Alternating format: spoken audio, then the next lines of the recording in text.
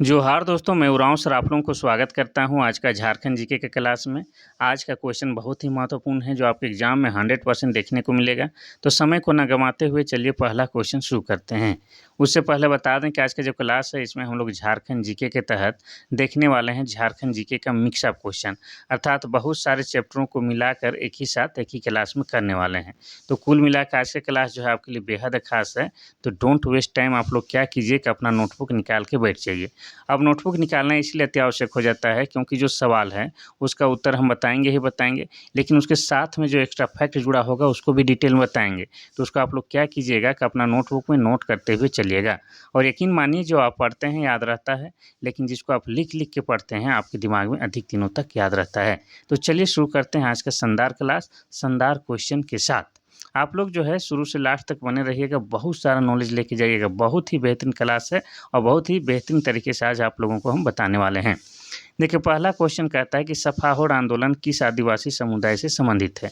पहला है आपका उरांव, दूसरा है मुंडा, तीसरा है संथाल, चौथा है खड़िया। तो इसका सही उत्तर क्या हो जाएगा? तो सही उत्तर हो जाएगा आपका ऑप्शन नंबर सी, संथाल जनजाति से संबंधित है।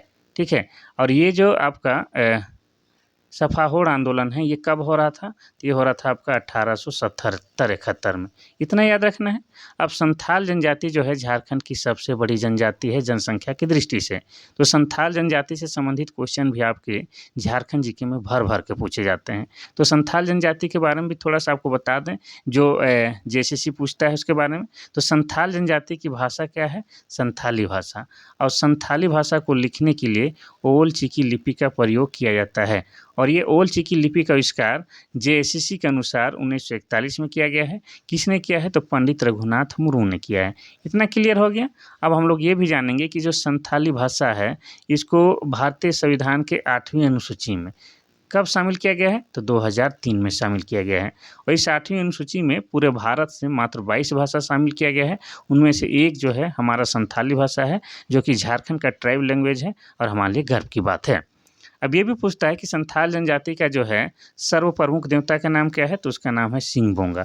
और सिंहबोंगा जो है भगवान सूर्य का ही प्रतीक है, ऐसा माना जाता है। संथाल जनजाति के लोग सरहुल को किस नाम से पुकारते हैं? तो ये लोग सरहुल को बहा कहते हैं। और संथाल जनजाति में युवागिरी होता है उसे क्या कहा जाता है? तो उसे घोटुल कहा जाता है। इतना याद रखना है। अब संथाल जनजाति में जो है एक बहुत बड़ा सामाजिक सजा है, जिसमें जो है गाँव घर से हुक्का पानी बंद कर दिया जाता है। और वो सजा कौन सा है? तो बिटलाहा। और ये बिटलाहा सजा जो है सामान्यतः यौन से संबंधित दोषी पाए जाने पर दिया जाता है। इतना याद रखना है। ठीक है। और एक चीज़ बताते हैं कि संथाल समाज में जो है शादी को क्या कहा जाता है? तो शादी को बापला कहा जाता है। और किरिंग बापला जो है इनमें शादी में सबसे सामान्य रूप माना जाता है। क्या चीज़?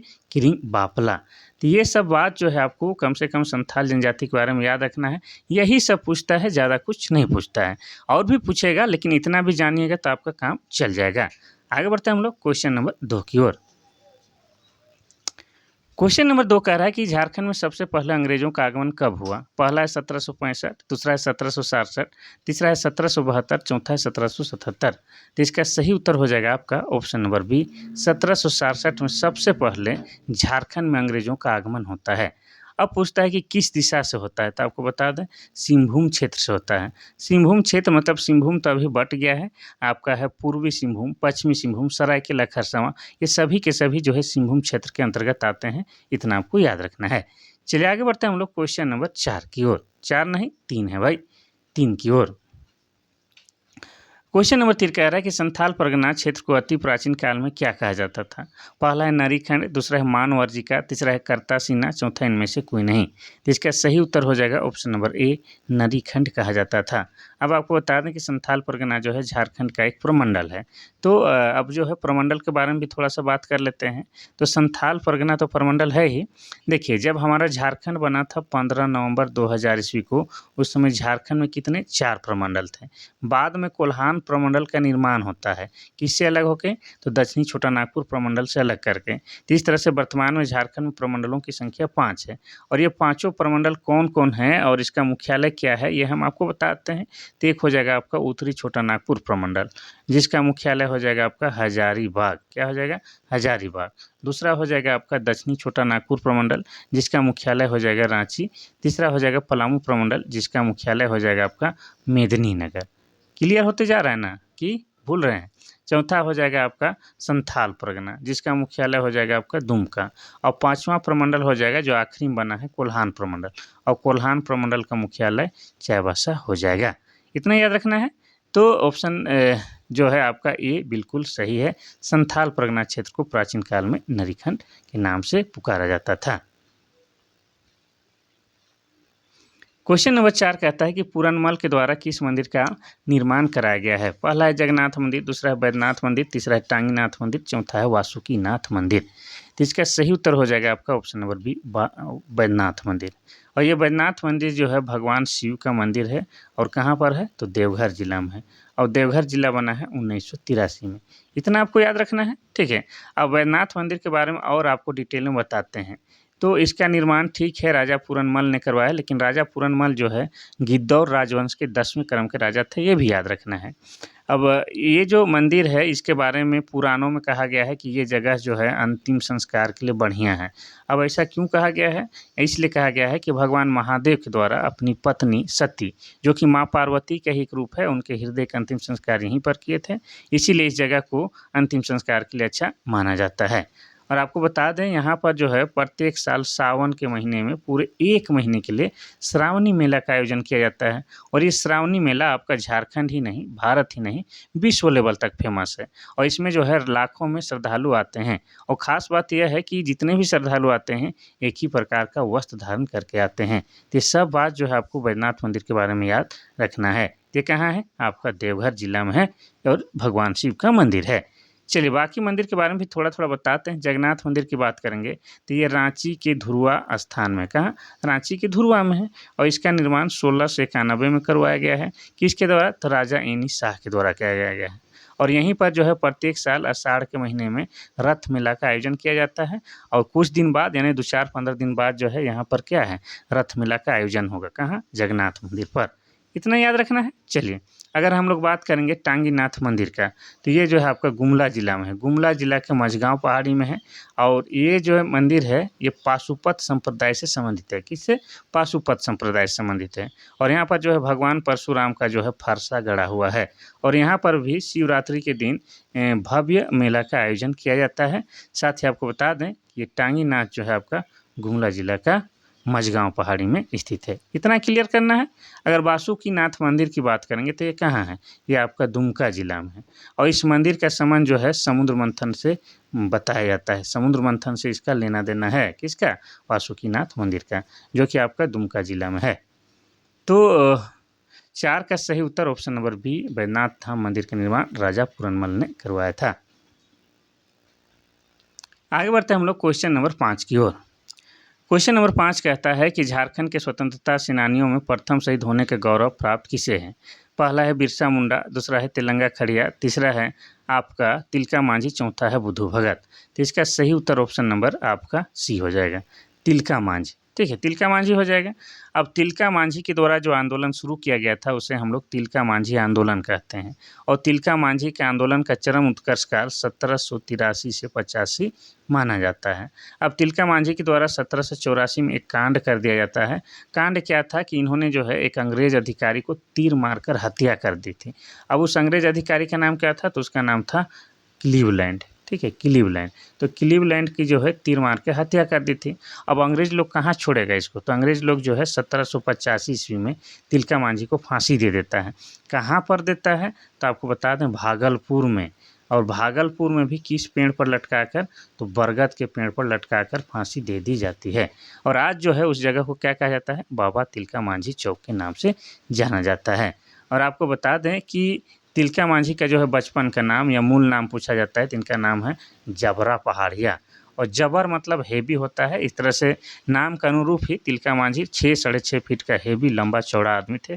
ठीक है, चलिए तो आगे बढ़ते हैं हम लोग क्वेश्चन नंबर 6 की ओर। क्वेश्चन नंबर 6 कहता है कि झारखंड का राजकीय वृक्ष क्या है? पहला है आम, दूसरा है साल, तीसरा है जामुन, चौथा है बरगद। तो इसका सही उत्तर ऑप्शन नंबर बी हो जाएगा, साल। साल क्या है? झारखंड का राजकीय वृक्ष है। ठीक है। अब राजकीय वृक्ष है, आसान है, लेकिन आपको ये भी तो पूछ सकता है कि साल का जो है वैज्ञानिक नाम क्या है? तो इसका वैज्ञानिक नाम है सोरिया रोबस्टा। लिख देते हैं सोरिया रोबस्टा।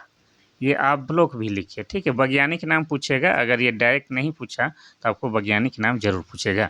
और आपको याद रखना है कि झारखंड का राजकीय वृक्ष पशु पक्षी से संबंधित एक नए क्वेश्चन, चाहे वो ग्रेजुएशन लेवल हो या मैट्रिक लेवल, पूछना ही पूछना है, तो हल्के में नहीं लेना है। ठीक है। क्वेश्चन नंबर 7 कहता है कि मारंग गोमके किसे कहा जाता है? पहला है जयपाल सिंह मुंडा, दूसरा है अर्जुन मुंडा, तीसरा है शिबू सोरेन, चौथा है बिरसा मुंडा। तो इसका सही उत्तर हो जाएगा आपका option number A. Jaipal Singh Munda को लोग प्यार से मारंग गोमके बोलते हैं, और मारंग गोमके का मतलब हो जाता है महान नेता। क्या होता है? महान नेता। अब जयपाल सिंह मुंडा का जन्म कब और कहाँ हुआ था? तो इनका जन्म हुआ है 3 जनवरी 1903 ईस्वी को। कहाँ पर हुआ है? तो वर्तमान जो खूंटी जिला है, खूंटी जिला के टकरा टोली गाँव में हुआ है। इनकी मृत्यु कब हुई है? तो इनकी मृत्यु हुई है, आपको बता दें, 20 मार्च 1970 में इनकी मृत्यु हुई है। और सरकारी दस्तावेज के अनुसार इनकी मृत्यु का कारण ब्रेन हेमरेज बताया गया था। क्या बताया गया था? Brain haemorrhage. और आपको बता दें कि 1950 में, ठीक है, 1950 में झारखंड पार्टी की स्थापना जयपाल सिंह मुंडा के द्वारा ही किया गया था। अब जयपाल सिंह मुंडा को और एक चीज़ के लिए विशेष याद किया जाता है कि 1928 में हॉकी का ओलंपिक हो रहा था। कहाँ पर हो रहा था? तो एम्स्टर्डम नामक स्थान में। उस समय भारतीय हॉकी टीम के कैप्टन आपके जयपाल सिंह मुंडा थे, और जयपाल सिंह मुंडा ने उस समय ओलंपिक में भारत को गोल्ड मेडल यानी कि सोने का तमगा दिलवाया था, और वह भारत का पहला गोल्ड मेडल था। ये भी आपको ओलंपिक में, ये भी आपको याद रखना है। तो ऑप्शन नंबर ए जो है इसका बिल्कुल सही हो जाएगा। ठीक है, कोई दिक्कत नहीं। अर्जुन मुंडा की बात करेंगे तो ये जो है बीजेपी के नेता हैं, यानी कि भारतीय जनता पार्टी के नेता हैं, और ये झारखंड के दूसरे क्रम के मुख्यमंत्री हैं। ये भी आपको याद रखना है। शिबू सोरेन की बात करेंगे तो शिबू सोरेन जो है, शिबू सोरेन को गुरुजी भी बोलते हैं, दिसोम गुरु भी बोलते हैं, और इन्होंने जो है 1970 में सोनोत संथाल समाज की स्थापना की थी, और 1973 में झारखंड मुक्ति मोर्चा अर्थात जेएमएम की स्थापना की थी। और आपको बता दें कि शिबू सोरेन को जो है पद्म भूषण पुरस्कार से भी भारत सरकार द्वारा सम्मानित किया गया है मरणोपरांत। इतना याद रखना है। चलिए आगे बढ़ते हैं हम लोग क्वेश्चन नंबर 8 की ओर। क्वेश्चन नंबर 8 कहता है कि बाबूलाल मरांडी झारखंड के मुख्यमंत्री का पद संभालते ही किस जिला को उप राजधानी बनाने का ऐलान किया था? पहला है रांची, दूसरा है सिमडेगा, तीसरा है दुमका, चौथा है गिरिडीह। तो इसका सही उत्तर हो जाएगा आपका ऑप्शन नंबर सी, दुमका जिला को। तो पहले हम लोग जो है दुमका की बात करेंगे, फिर बाबूलाल मरांडी की बात करेंगे। तो दुमका जिला बना है आपका 1855 में, और दुमका जो है झारखंड की क्या है? झारखंड की उप राजधानी है। दुमका में ही आपका क्या लगता है? हिजला मेला लगता है। किस नदी के किनारे? तो मोर नदी के किनारे। मोर नदी को ही मयूराक्षी नदी भी कहा जाता है। और दुमका में क्या है? तो दुमका में जो है आपका मलुट्टी गांव है। क्या है? मलुट्टी गांव। और मलुट्टी गांव को ही क्या कहा जाता है? तो मंदिरों का गांव कहा जाता है। इसके अलावा दुमका में आपका क्या है? मसानजोर डैम है। क्या है? मसानजोर डैम है। और मसानजोर डैम को ही क्या कहा जाता है? कनाडा बांध, क्योंकि यह कनाडा देश के सहायता से बनाया गया है। और ये किस नदी पर है? तो आपको बता दें, मोर नदी अर्थात मयूराक्षी नदी पर है। और दुमका में ही आपका क्या है? तो दुमका में ही आपका जो है वासुकीनाथ मंदिर है, और वासुकीनाथ मंदिर का संबंध समुद्र मंथन से जोड़ा जाता है। ये सब आपको याद रखना है। तो दुमका हो जाएगा इसका सही उत्तर। अब बाबूलाल मरांडी की बात करेंगे तो ये झारखंड के प्रथम मुख्यमंत्री हैं, और किस राजनीतिक पार्टी के हैं? तो बीजेपी के हैं। और इन्होंने जो है 2000 ईस्वी से लेके 2003 ईस्वी तक जो है झारखंड को सीएम के रूप में सेवा दी है। इतना याद रखना है। बीच में जो है इन्होंने बाबूलाल मरांडी के द्वारा जो है जेवीएम यानी कि झारखंड विकास मोर्चा नामक एक अलग राजनीतिक पार्टी का स्थापना की जाती है, लेकिन बाद में इनका जो राजनीतिक पार्टी है जाके बीजेपी में विलय हो जाता है, और वर्तमान में बाबूलाल मरांडी बीजेपी के ही नेता हैं। और इनका जो है विधानसभा क्षेत्र क्या है? राजधनवार, जो कि गिरिडीह जिला के अंतर्गत आता है। क्वेश्चन नंबर 9 कहता है कि झारखंड विधानसभा भवन को किस नाम से जाना जाता था। पहला है बिरसा मुंडा भवन, दूसरा है रशियन हॉस्टल, तीसरा है झारखंड भवन, चौथा है ब्रिटिश हॉल। तो इसका सही उत्तर हो जाएगा option number B, Russian hostel भी कहा जाता था किसको, झारखंड विधानसभा भवन को, जो कि आपका धुरुआ में है। पुराना वाला का बात हो रहा है, ठीक है, पुराना वाला, अभी तो नया बन गया है लेकिन ये पुराना का बात हो रहा है। अब रशियन हॉस्टल क्यों कहा जाता है, तो आपको बता दें कि हटिया में जो एचईसी का कारखाना है, जिसको हेवी इंजीनियरिंग कारपोरेशन या भारी उद्योग कहा जाता है, कारखानों का कारखाना, उसके निर्माण के समय जो रूस के यानी कि रूस के जो इंजीनियर लोग थे वो वहीं पर ठहरते थे, इसीलिए जो है उस जगह को रशियन हॉस्टल भी कहा जाता है। कोई दिक्कत नहीं। अब झारखंड विधानसभा का बात हो ही रहा है तो थोड़ा सा और बता दें कि झारखंड विधानसभा के अध्यक्ष कौन है या स्पीकर कौन है, तो रविंद्रनाथ महतो हैं। कौन है, रविंद्रनाथ महतो हैं। और रविंद्रनाथ महतो जेएमएम से विधायक हैं, अर्थात झारखंड मुक्ति मोर्चा से विधायक हैं। इनका विधानसभा क्षेत्र क्या है, तो इनका विधानसभा क्षेत्र नाला है, और नाला विधानसभा क्षेत्र आपका जामताड़ा जिला के अंतर्गत आता है, और जामताड़ा जिला बना है 2001 ईस्वी में। इतना क्लियर है। चलिए, तो ऑप्शन नंबर बी जो है इसका बिल्कुल सही उत्तर हो जाएगा। क्वेश्चन नंबर 10 कहता है कि सुदेश महतो का संबंध किस राजनीतिक पार्टी से है। पहला है झारखंड विकास मोर्चा, दूसरा है आजसू, तीसरा है झारखंड मुक्ति मोर्चा, चौथा है भाजपा। तो इसका सही उत्तर हो जाएगा आपका option number B, AJSU. Sudesh Mahto का संबंध आजसू से है, और आजसू का जो है चुनाव चिन्ह क्या है, तो केला है, आप सभी जानते हैं, ठीक है, आजसू। और आजसू राजनीतिक पार्टी की बात किया जाए तो इसकी स्थापना कब हुई है, तो 22 जून को। बताते हैं 22 जून 1986 को आजसू राजनीतिक पार्टी की स्थापना सूर्य सिंह बेसरा की अध्यक्षता में किया गया था, जिसके वर्तमान अध्यक्ष सुदेश महतो हैं, ये भी आपको याद रखना है। चलिए आगे बढ़ते हैं हम लोग क्वेश्चन नंबर 11 की ओर। क्वेश्चन नंबर 11 कहता है कि झारखंड किस गोलार्ध में स्थित है। पहला है पूरब, दूसरा है पश्चिम, तीसरा है उत्तर, चौथा है दक्षिण। तो इसका उत्तर जो है आप सभी जानते हैं, ऑप्शन नंबर सी हो जाएगा। हमारा झारखंड जो है उत्तरी गोलार्ध में स्थित है। चलिए आगे बढ़ते हैं हम लोग क्वेश्चन नंबर 12 की ओर। क्वेश्चन नंबर 12 कहता है कि निम्नलिखित में से गलत सुमेलित को पहचान करना है। पहला है हुंडरू जलप्रपात स्वर्णरेखा नदी पर है, बिल्कुल सही सुमेलित है। दूसरा है जोन्हा जलप्रपात राढ़ू नदी पर है, ये भी बिल्कुल सही सुमेलित है। तीसरा है दसम जलप्रपात कांची में है, ये भी सही है। लोध जलप्रपात बराकर नदी पर है, ये गलत है। लोध जलप्रपात एक्चुअली आपका कहाँ पर है, तो बूढ़ा नदी पर है, और बूढ़ा नदी जो है आपका उत्तरी कोयल की सहायक नदी है। किसकी, तो उत्तरी कोयल की सहायक नदी है। और ये जो लोध जलप्रपात है आपका लातेहार जिला के अंतर्गत आता है, और झारखंड का सबसे ऊंचा जलप्रपात है, ये आपको याद रखना है। तो ये वाला जो है गलत सुमेलित है। अगर बराकर नदी की बात करेंगे तो यह जो है आपका दामोदर नदी की सहायक नदी है। क्लियर है। चलिए आगे बढ़ते हैं हम लोग क्वेश्चन नंबर 13 की ओर। क्वेश्चन नंबर 13 कहता है कि पारसनाथ पहाड़ी की ऊंचाई मीटर में कितनी है। पहला है 1400 मीटर, दूसरा है 1265, तीसरा है 1365, और चौथा है 1160। तो इसका सही उत्तर ऑप्शन नंबर सी हो जाएगा। 1365 मीटर पारसनाथ पहाड़ी की ऊंचाई है, और फीट में नापिएगा तो 4478 फीट हो जाता है, ये भी याद रखना है। अब ये जो पारसनाथ पहाड़ी है इसका दूसरा भी नाम है, इसका दूसरा नाम है समेत शिखर। क्या नाम है, इसका दूसरा नाम समेत शिखर है। और ये जगह जो है पारसनाथ पहाड़ी जो है झारखंड की सबसे ऊंची पर्वत श्रृंखला है, ये भी आपको याद रखना है। और इस जगह को पारसनाथ पहाड़ी को जैन धर्म के लोग क्या मानते हैं, तो तीर्थ स्थल मानते हैं। अब तीर्थ स्थल क्यों मानते हैं, तो आपको बता दें, आपको पता होना चाहिए कि जैनियों के जो है टोटल 24 तीर्थंकर हैं, उनमें से 20 तीर्थंकरों का निर्वाण प्राप्त अर्थात मोक्ष की प्राप्ति इसी पहाड़ी में हुआ है। इसीलिए जैन धर्म के लोग इस पहाड़ी को अपना तीर्थ स्थल मानते हैं। इनके जो 23वें क्रम के तीर्थंकर हैं उनका नाम क्या था, तो उनका नाम है पार्श्वनाथ, और पार्श्वनाथ के नाम पर इस पहाड़ी का नाम पार्श्वनाथ पहाड़ी रखा गया है। एक तीर्थंकर झारखंड से भी हुए थे ऐसा मान्यता है। किसको कहा जाता है, तो शीतलनाथ को। शीतलनाथ झारखंड के थे, और जैन धर्मावलंबियों के 10वें क्रम के तीर्थंकर थे। अब ये झारखंड के कहाँ के थे, तो झारखंड के चतरा जिला के इटखोरी से इनका संबंध था, ये भी आपको याद रखना है। ठीक है। और ये जो पारसनाथ पहाड़ी हम जो चिल्ला रहे हैं, ये किस जिला के अंतर्गत आता है, तो ये आपका गिरिडीह जिला के अंतर्गत आता है, और गिरिडीह जिला बना है आपका 4 दिसंबर 1972 ईस्वी को। क्लियर है बंधुओं। चलें आगे बढ़ते हैं हम लोग क्वेश्चन नंबर 14 की ओर। क्वेश्चन नंबर 14 कहता है कि झारखंड में सर्वाधिक क्षेत्र पर कौन सी फसल बोई जाती है।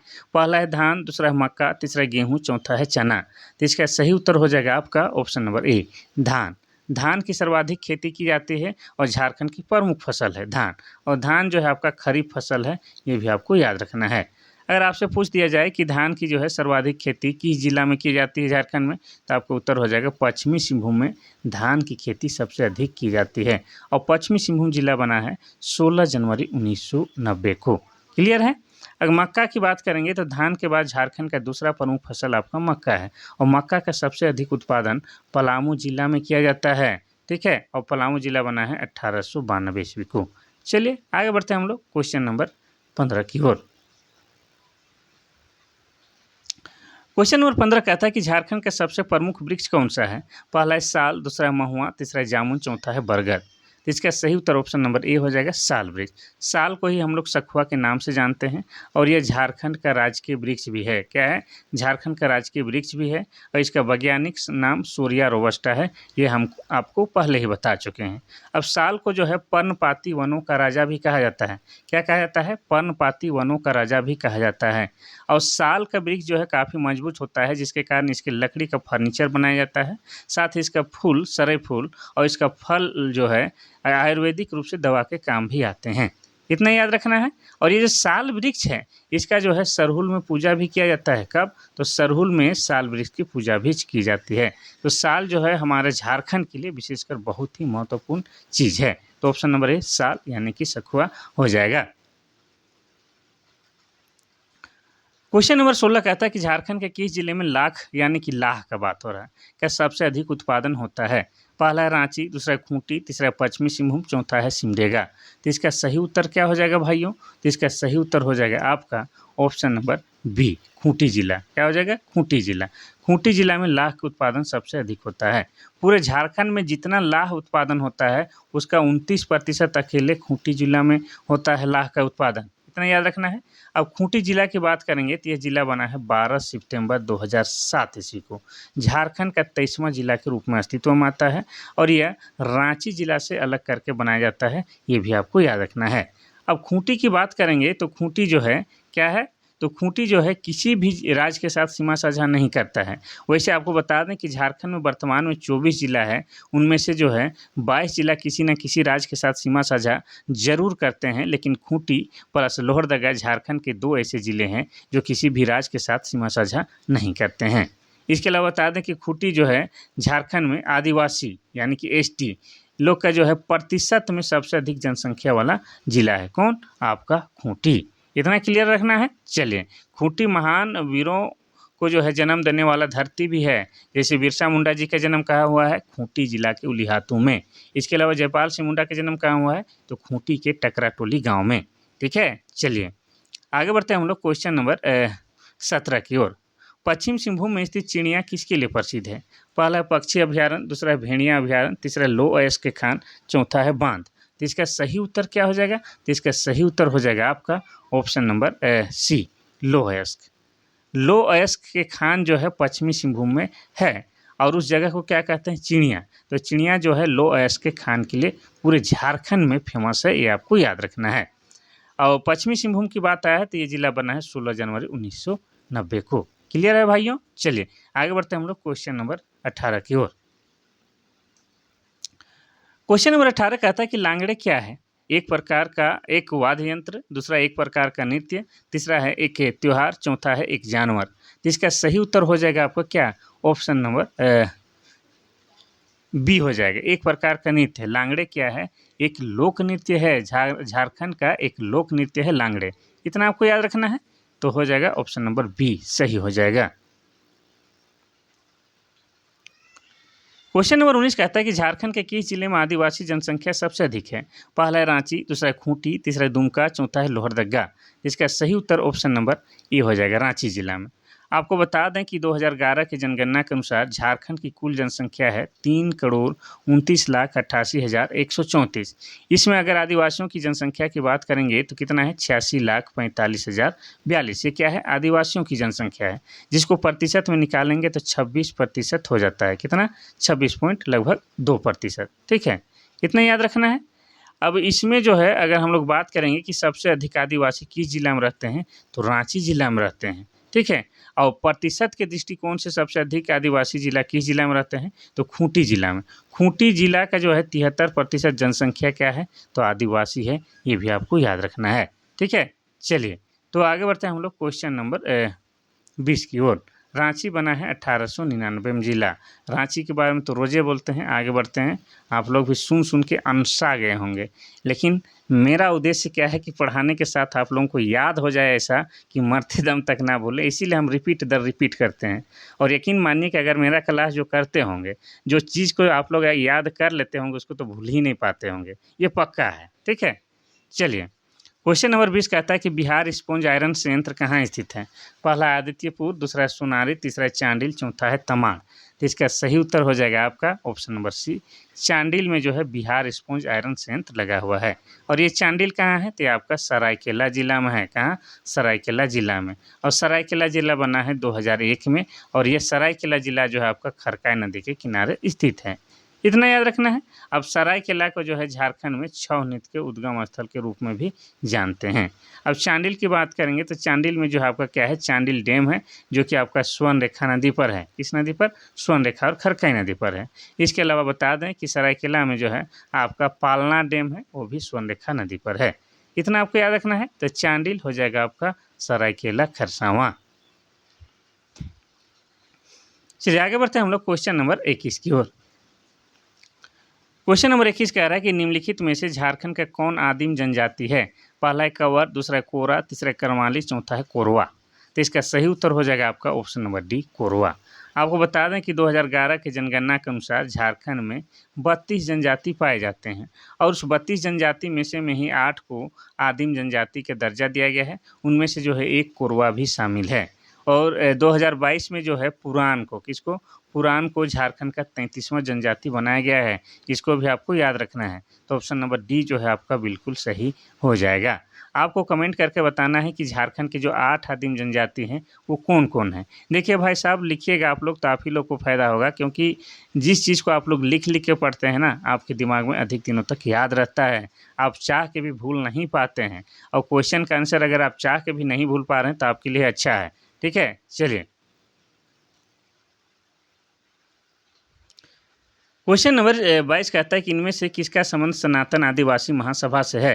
पहला है ठेबले उरांव, दूसरा है तिलका मांझी, तीसरा है कार्तिक उरांव, चौथा है जयपाल सिंह मुंडा। तो इसका सही उत्तर हो जाएगा आपका option number A, Theble Oraon.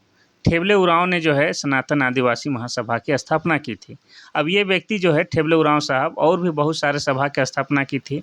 आपको बता दें किसान सभा की भी स्थापना ठेबले उरांव के द्वारा किया गया था। इसके अलावा बता दें कि छोटा नागपुर उन्नति समाज, ठीक है, छोटा नागपुर उन्नति समाज की भी स्थापना ठेबले उरांव के द्वारा ही किया गया था। तो ठेबले उरांव झारखंड के इतिहास के लिए बेहद ही महत्वपूर्ण इंसान है, इतना आपको याद रखना है। क्वेश्चन नंबर 23 कहता है कि गायब होता हुआ देश उपन्यास के लेखक कौन है। पहला है महुआ मांझी, दूसरा है निर्मला पुतुल, तीसरा है रामदयाल मुंडा, चौथा है रनेंद्र। तो इसका सही उत्तर ऑप्शन नंबर डी हो जाएगा, रनेंद्र। रनेंद्र के द्वारा ये किताब लिखा गया है, गायब होता हुआ देश। और ये किताब जो है आदिवासियों के विस्थापन जीवन और उसकी जो परेशानियाँ या उनके संस्कृति से संबंधित ये बातें है इस किताब में। इसके अलावा रनेंद्र की और एक पुस्तक है, कौन सा, ग्लोबल गांव का देवता। कौन सा, ग्लोबल गांव का देवता इनका दूसरा प्रसिद्ध पुस्तक है, और ये भी आदिवासी और विस्थापन जीवन पर आधारित है। तो ये आपको याद रखना है। तो रनेंद्र जो हैं झारखंड के महान राइटर हैं, इनको आपको भूलना नहीं है। महुआ मांझी की बात करेंगे तो ये वर्तमान में जो है JMM यानी कि झारखंड मुक्ति मोर्चा से राज्यसभा की सदस्य हैं। क्या है, राज्यसभा की सदस्य हैं। इसके अलावा महुआ मांझी का एगो किताब जो है बहुत ज़्यादा फेमस है, कौन सा, तो मारंग घोड़ा नीलकंठ हुआ। कौन सा, मारंग घोड़ा नीलकंठ हुआ इनका सुप्रसिद्ध किताब है, ठीक है, इतना याद रखना है। अगर हम लोग रामदयाल मुंडा की बात करेंगे तो इनका रचना है कौन सा, आदि धर्म। कौन सा, आदि धर्म इन्हीं के द्वारा लिखा गया रचना है। इसके अलावा रामदयाल मुंडा ने जे नाची से बाँची नामक किताब भी लिखी है। चलिए 23 का सही उत्तर हम लोग को बताना है, तो 23 का सही उत्तर हो जाएगा ऑप्शन नंबर डी, रनेंद्र साहब।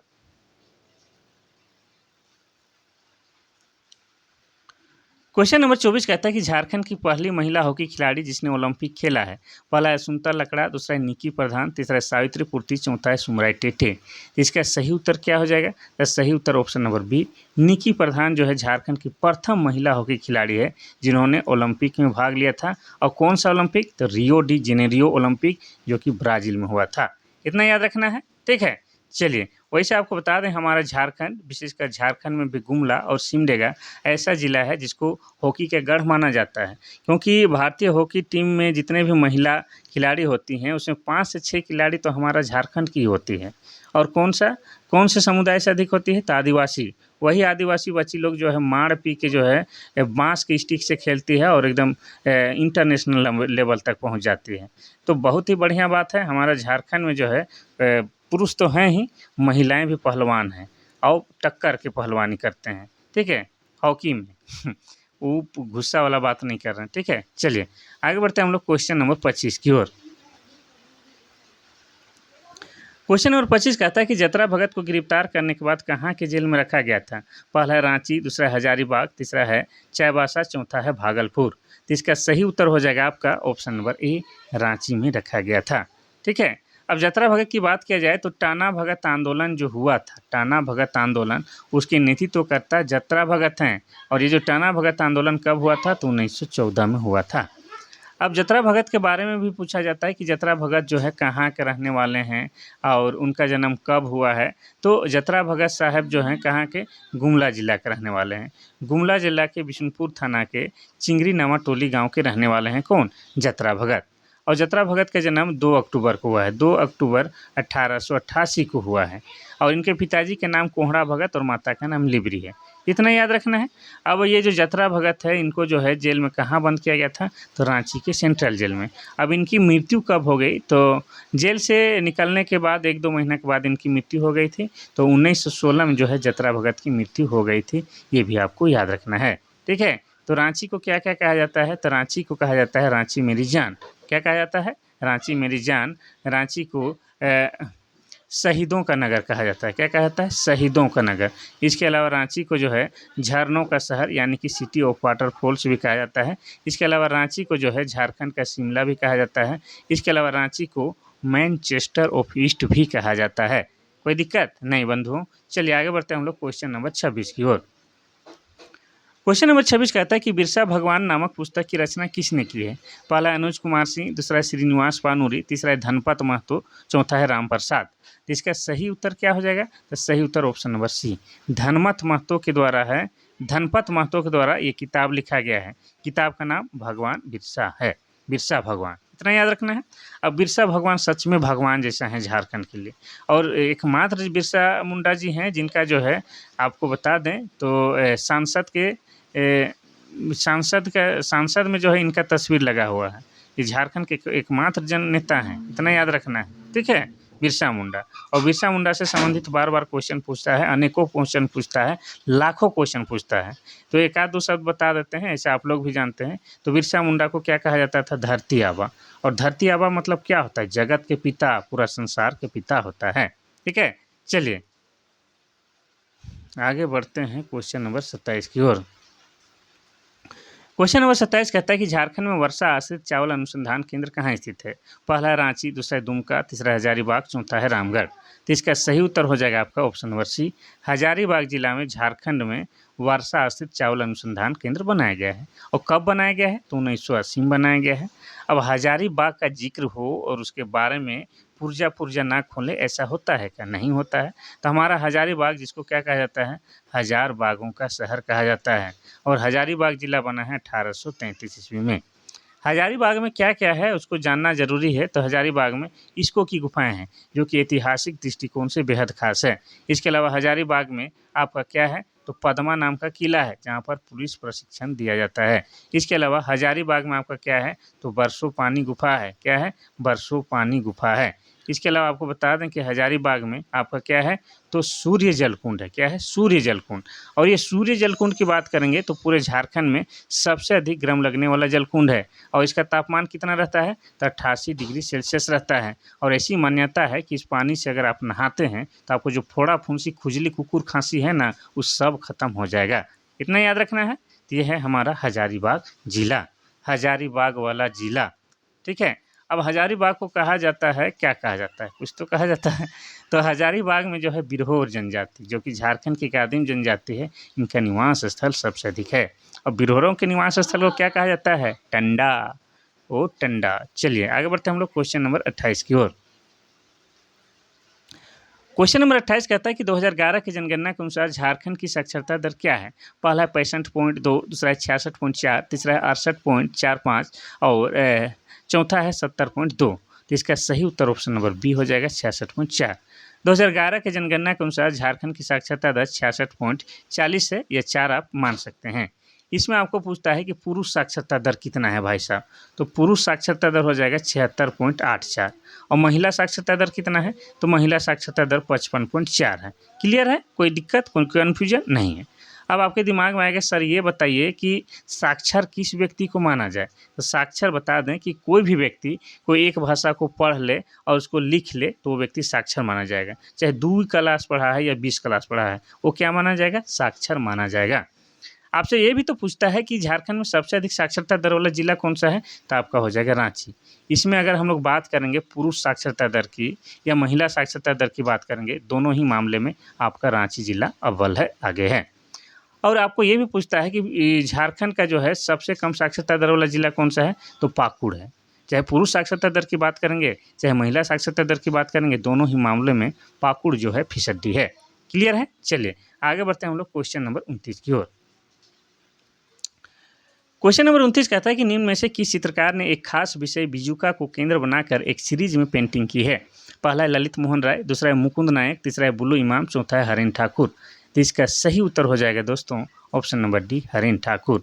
हरेन ठाकुर जो है एक चित्रकार हैं, झारखंड के जाने माने चित्रकार हैं। इन्होंने बिजुका को जो है केंद्र बिंदु बनाकर अपनी सीरीज में पेंटिंग की है।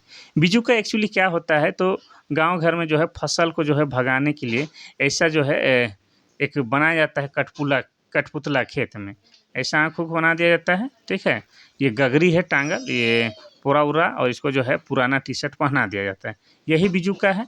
इसी को जो है केंद्र बिंदु मानकर जो है इन्होंने सीरीज में पेंटिंग की है। कौन, हरेन ठाकुर। तो हो जाएगा ऑप्शन नंबर डी इसका बिल्कुल सही। तो दोस्तों जिस पल का इंतजार था वो पल आ चुका है। देखिए क्वेश्चन नंबर 30 जो है आप लोग के लिए होमवर्क का रहता है, होमवर्क। ठीक है, कुष्ठ रोग अनुसंधान केंद्र कहाँ पर स्थित है। पहला है रांची, दूसरा खूंटी, तीसरा जमशेदपुर, चौथा हजारीबाग। सबसे पहले आपको बता दें कि कुष्ठ रोग होता क्या है। तो पहले जो है गाड़ी आता था गांव घर में प्रचार करने, कुष्ठ रोग से संबंधित अवेयरनेस फैलाने के लिए। तो क्या कहता था कि शरीर में दाग, दाग में सुनापन, शरीर में दाग, दाग में सुनापन कुष्ठ रोग का पहचान है। इसे छुपाएं नहीं, इसे बताएं, इसका इलाज संभव है। कुष्ठ रोग फैलने से, छूने से फैलता नहीं है। ठीक है, साथ खाने से फैलता नहीं है, ऐसा प्रचार किया जाता था। ठीक है, तो यही है कुष्ठ रोग। आपको बताना है कि इसका केंद्र कहाँ है। वैसे मेरा व्हाट्सअप नंबर है 9334400526। इसमें आप लोग एग्ज़ाम से संबंधित बातचीत कर सकते हैं मैसेज के माध्यम से या व्हाट्सअप के माध्यम से। ठीक है, और कुछ सुझाव सलाह भी देना है तो भी आप दे सकते हैं। आपके सुझाव और सलाह का हमेशा हमें इंतज़ार रहता है। तो क्लास अच्छा लगा तो अपने छोटे भाई बहन, बड़े भाई बहन और दोस्तों को शेयर कर दीजिए, और फ्री क्लास का लाभ उठाने दीजिए सब कोई को। और बाकी फिर कल जो है एक दमदार क्लास के साथ हम मिलते हैं। तब तक के लिए थैंक यू, धन्यवाद, जोहार।